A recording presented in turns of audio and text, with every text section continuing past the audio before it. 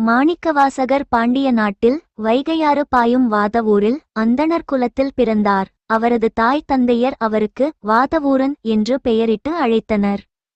வாதவூரர் வேதம் முதலிய எல்லா கலைகளையும் கற்று குறைவற்ற அறிவுடன் விளங்கினார். 16 வயதிலேயே கல்வி கேள்விகளில் சிறந்து விளங்கிய அவரது புகழ் நாடெங்கும் பரவியது.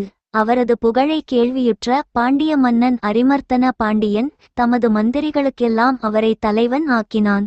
வாதவூரரும் யாவரும் மகிழுமாறு நடுநிலைமை தவறாமல் நீதியை நிலைநாட்டி குடிகளை காத்து வந்தார். அவரது சேவையைக் கண்டு மனம் நிறைந்த மன்னன் அவருக்கு தென்னவன் பிரமராயன் என்னும் பட்டத்தை சூட்டி மகிழ்னான். இவ்வாறு சில காலம் கழிந்த பின்னர் ஞான நூல்களை கற்றுணர்ந்த பிரமராயரின் மனத்தில் ஒரு மாற்றம் நிகழ்ந்தது.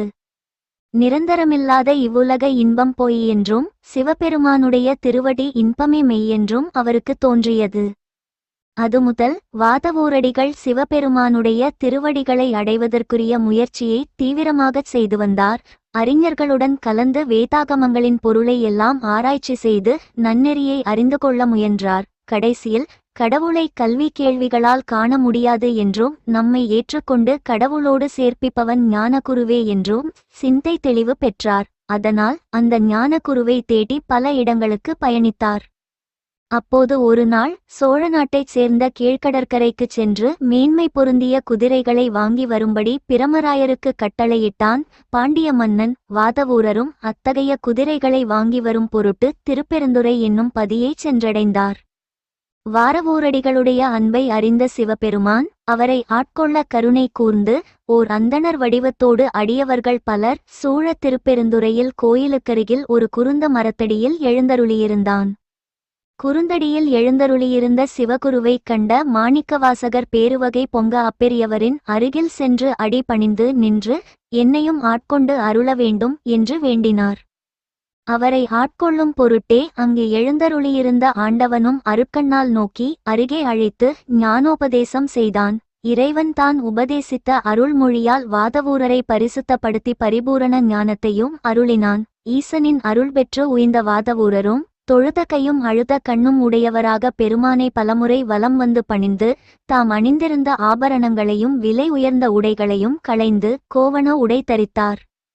அப்போது வாதவூரருக்கு தம்மை அறியாமலேயே இறைவனை பாட வேண்டும் என்னும் எண்ணம் எழுந்தது.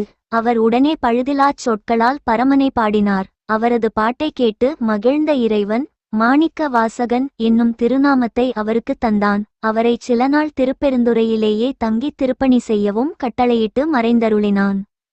சிவபெருமான் மறைந்ததைக் கண்ட மாணிக்கவாசகர் தாயை பிரிந்த சேய்போல் பெருந்துயரில் ஆழ்ந்தார். அப்போது அவரோடு வந்திருந்த அரசனின் வேலையாட்கள் அவர் குதிரை வாங்க வந்த பணியை நினைவுபடுத்தினர். அவரும் குதிரைகளை 1 மாதத்திற்குள் அனுப்பி வைப்பதாக அரசனிடம் அறிவிக்கச் சொன்னார். அவ்வேலையாட்களும் அவ்வாறே அரசனிடம் அறிவிக்க அது கேட்டு மனம் சலித்த பாண்டியன் மாணிக்கவாசகர் சொல்லி அனுப்பிய நாளை எதிர்பார்த்திருந்தான்.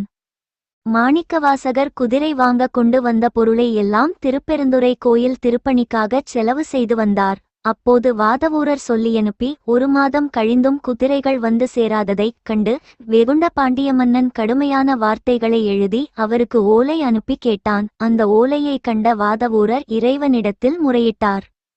ஈசன் அன்றிரவு அவர் கனவில் வந்து நாமே நல்ல குதிரைகளுடன் வருகிறோம்.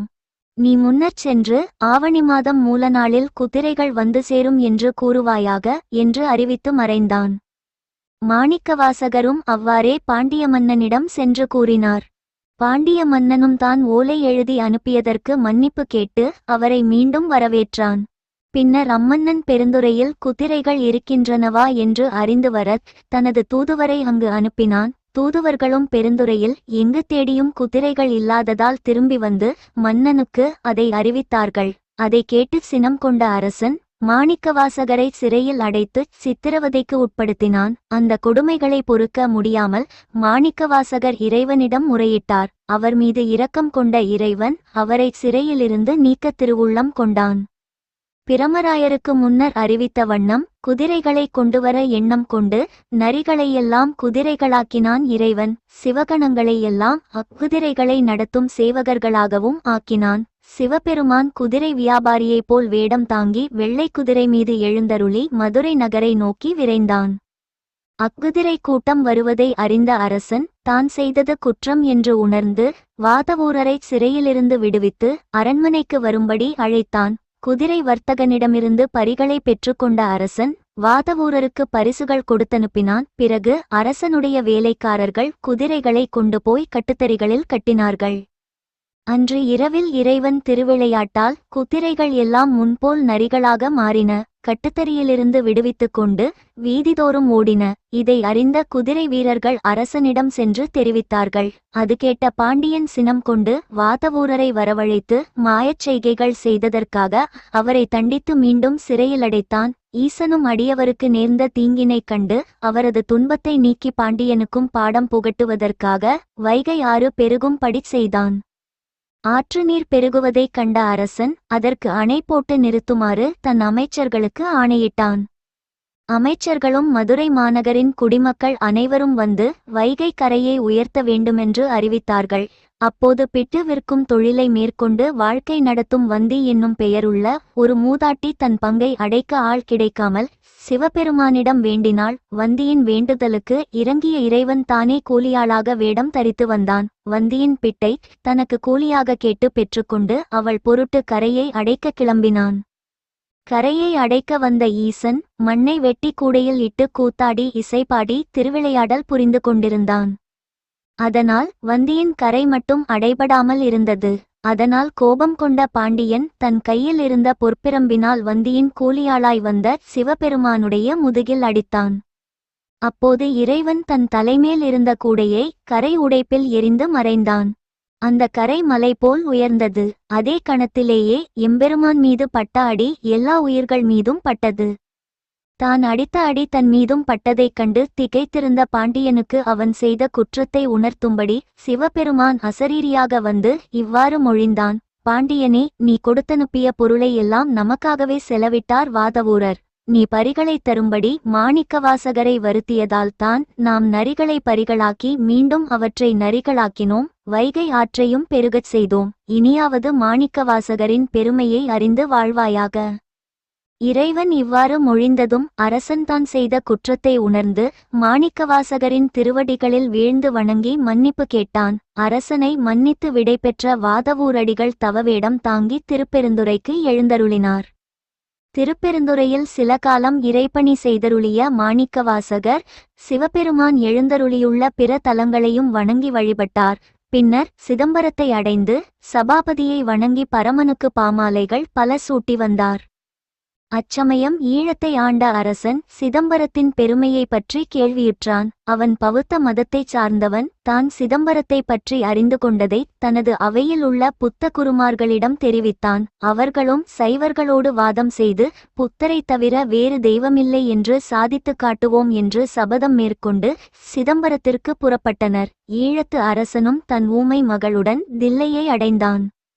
ஈழ மன்னன் புத்த குருமார்களுடன் சிதம்பரத்தை நோக்கி வருவதை அப்பகுதியை ஆண்ட சோழவேந்தன் அறிந்தான். உடனே சோழன் மாணிக்கவாசகரை அழைத்து பௌத்தர்களுடன் வாதம் செய்யுமாறு வேண்டினான். மணிவாசகரும் அதற்கு உடன்பட்டு சோழ மன்னனின் அரசவைக்கு எழுந்தருளினார். மாணிக்கவாசகர் சாக்கியர்களுடன் வாதம் செய்து அவர்கள் கேட்ட கேள்விகளுக்கெல்லாம் தக்க விடை அளித்து அதிசயத்தில் அவர்களை வாயடைத்து நிற்கச் செய்தார். இதையெல்லாம் பார்த்து கொண்டிருந்த ஈழத்து அரசனும் சுவாமி, பேசக்கூடியவர்களாகிய புத்த குருமார்களை எல்லாம் பேசாமல் இருக்கச் செய்த நீங்கள் வாய் பேச முடியாமல் இருக்கும் எனது மகளை பேசும்படி செய்தால் நாங்கள் அனைவரும் சைவர்களாக மாறுவோம் என்றான். வாதவூரடிகளும் சாக்கியர்கள் கேட்ட வினாக்களுக்கு விரிவான விடை அளிக்குமாறு அப்பெண்ணிடம் கூறினார். அந்த பெண்ணும் சிவபெருமானின் திருவருளால் வாய் பேச பெற்றதோடு மட்டுமல்லாமல் பௌத்தர்களின் வினாக்களுக்கும் தக்க விடை அளித்தாள். இந்த அற்புத நிகழ்வை கண்ணாரக் கண்ட பௌத்தர்களும் ஈழ அரசனோடு திருநீறு தரித்து உருத்திராக்கம் பூண்டு சைவர்கள் ஆனார்கள்.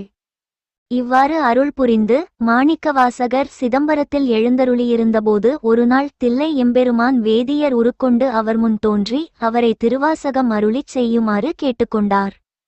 வாதவூரரும் அதற்கிசைந்து பாடல்களை மொழிய அந்த பாடல்களை எல்லாம் அம்பலவாணர் தம் திருக்கரத்தால் ஏட்டில் எழுதி கொண்டு சென்றான்.